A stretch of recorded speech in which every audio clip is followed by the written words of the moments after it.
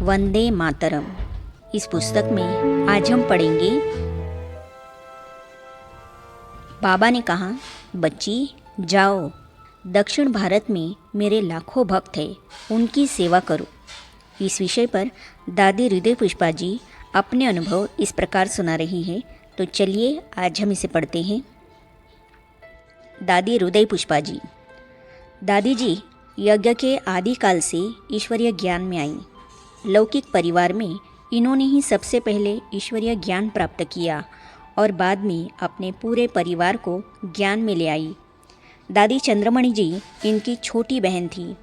सन 1954 से लेकर सन 1995 तक इन्होंने बेंगलोर में रहकर सतत 41 वर्षों तक समस्त दक्षिण भारत की सेवा की।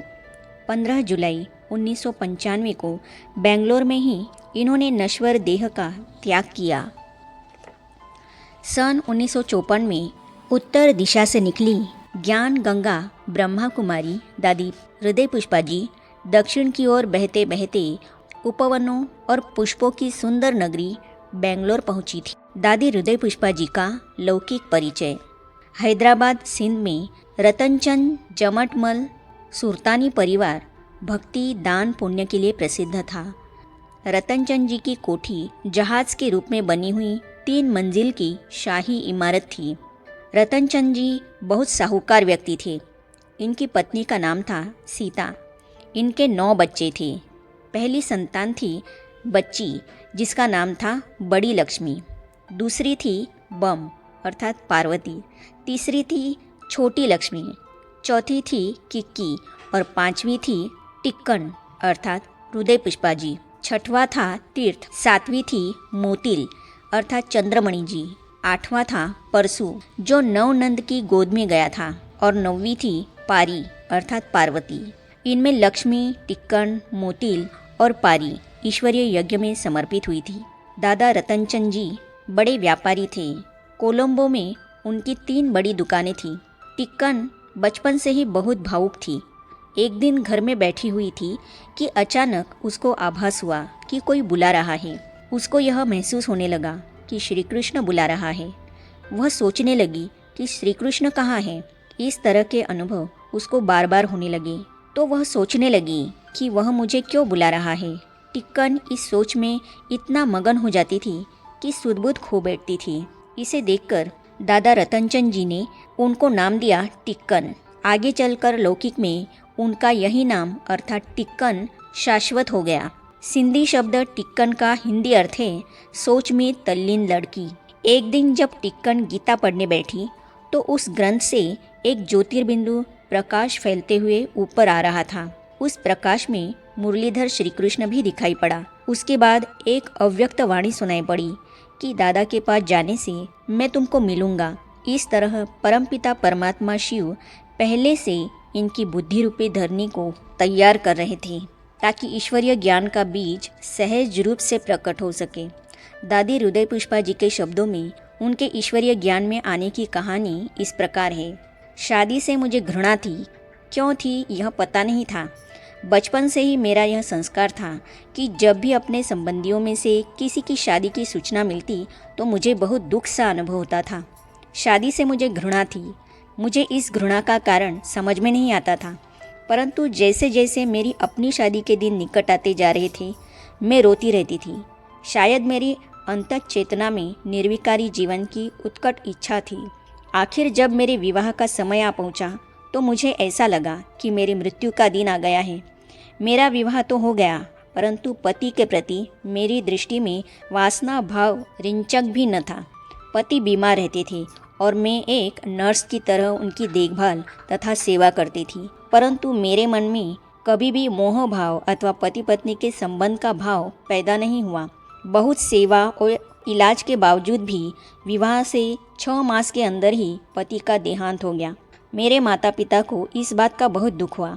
मुझे भी यह दुख हुआ कि 6 मास पहले मैं कन्या थी, परंतु अब लोग मुझे विधवा की दृष्टि से देखेंगे। मेरे लौकिक भाई ने भी 17 वर्ष की तरुणावस्था में ही शरीर छोड़ा था। वह माँ बाप का इकलौता बेटा था और इतनी बड़ी संपत्ति का उत्तराधिकारी बनने वाला था। माता पिता को दुखी देखकर मेरे दुख में और वृद्धि हुई थी। हमारा कुल एक धनी मानी कुल था, इसीलिए हमारे दुख की दास्तान हैदराबाद में काफ़ी लोगों तक पहुंच चुकी थी। स्वयं बाबा ने भी हमारी कथा सुन रखी थी। बाबा ने ही मुझे ज्ञान का कोर्स दिया।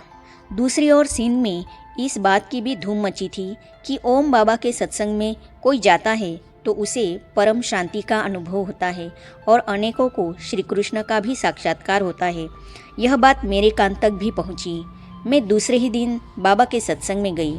बाबा के व्यक्तित्व से शांति बरस रही थी और उनके सन्मुख जाने से सुख की अनुभूति हो रही थी। बाबा ने मुझसे पूछा, आप कौन हो? जानती हो आप कौन हो? मैंने कहा, मैं एक दुखी इंसान हूँ। फिर बाबा ने पूछा, अच्छा बताओ, यह संसार दुख रूप है या सुख रूप है? मैंने कहा, बहुत दुख रूप है। बाबा ने कहा, अच्छा बैठो।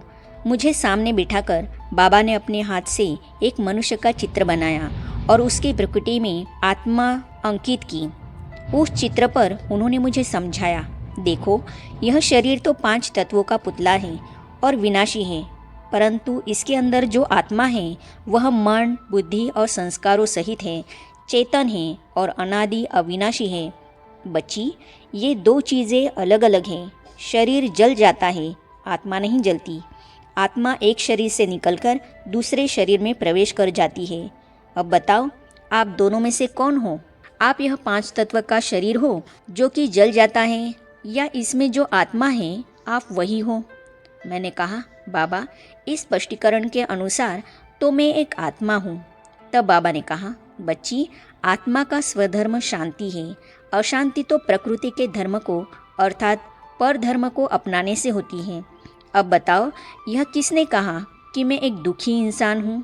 क्या आप दुखी इंसान हो या शांति स्वरूप आत्मा हो? यह सुनकर मुझे बहुत खुशी हुई कि मैं एक शांति स्वरूप आत्मा हूँ। बाबा ने कहा कि बुद्धि को इस शरीर के भान से निकालो और अशरीरी हो जाओ और अपने स्वधर्म शांति स्वरूप में स्थित हो जाओ। देखो तुम कौन हो, देख रही हो कैसा तुम्हारा स्वरूप है। ऐसे सुनते सुनते मैं आत्मा के स्वरूप में स्थित हो गई और शरीर को भूल गई।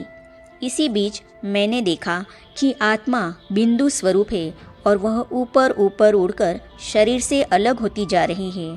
फिर ऐसा अनुभव हुआ कि आत्मा विस्मृति से स्मृति में आती जा रही है।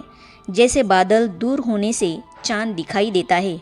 मुझे लगा कि अज्ञान का पर्दा दूर होने से बहुत खुशी हुई है। मैं लगभग 2 घंटे तक उसी सहज समाधि अथवा आत्मनिष्ठ अवस्था में गदगद हो बैठी रही। जब उस अवस्था से कुछ नीचे उतरी तब बाबा ने मुझे बुलाया और पूछा, अब बताओ कि आप कौन हो?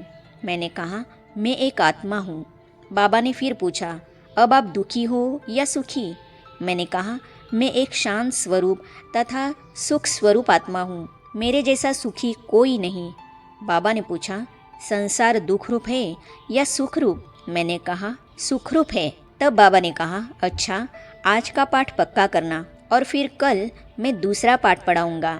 उसी घड़ी दयालु बाबा मेरे साथ चले मेरी दुखी माता को शांति देने।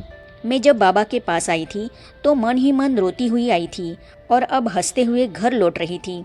मेरी अवस्था आत्मस्थिति और हर्षमय थी। मुझे एक अलौकिक नशा सा था।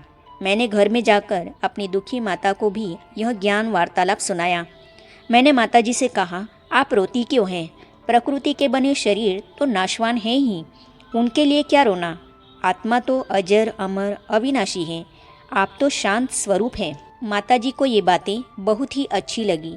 उसने मुझसे कहा कि तुम प्रतिदिन जाकर ज्ञान सुनाया करो और मुझे भी सुनाया करो। मैंने एक दिन बाबा से स्वयं ही अपनी लौकिक माता के दुख का समाचार सुनाया। बाबा ने कहा, अच्छा मैं उनके पास अभी चलता हूँ। बस उसी घड़ी दयालु बाबा मेरे साथ चले मेरी दुखी माता को शांति देने। हम थोड़ी देर बाद घर पहुँचे।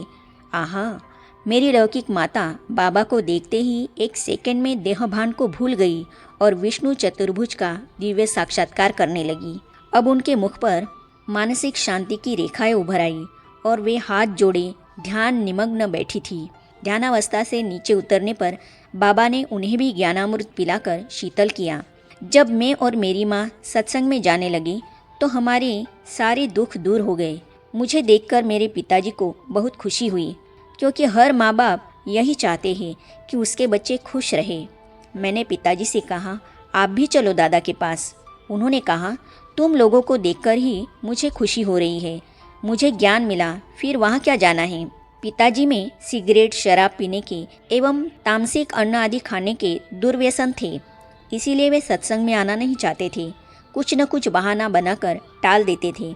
एक दिन मैंने बाबा से कहा, बाबा पिताजी ऐसे ऐसे कह रहे हैं। बाबा ने कहा, अच्छा बच्ची, उसको मेरी याद देना। आगे हम पढ़ेंगे। अलमारी से सिगरेट के पैकेटों एवं शराब की बोतलों को घर से बाहर फेंकने लगे।